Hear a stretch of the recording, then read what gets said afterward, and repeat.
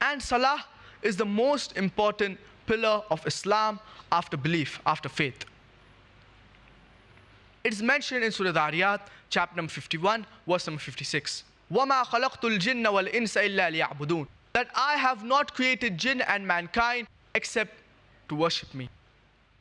The word ibadah is derived from the root word abd, which means to serve.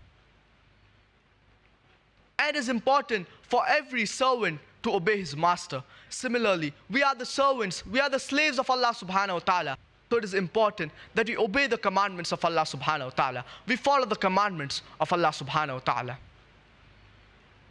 And many people think that Salah is the only form of ibadah. But Salah is not the only form of ibadah, but it is the most important form of ibadah. And Salah is a form of rendering obedience. Only if you know what you are reciting, only if you know what you recite in a Salah, then only you will be able to obey the commandments of Allah subhanahu wa ta'ala. Therefore, it is very important that you know what you are reciting. And you should read the translation of what you are reciting. Then only you will be able to obey the commandments of Allah subhanahu wa ta'ala. And there are various dangers. Let's look at the dangers of not offering Salah. If a person does not offer Salah, his iman, his faith, it could become weak. Or even it could get lost.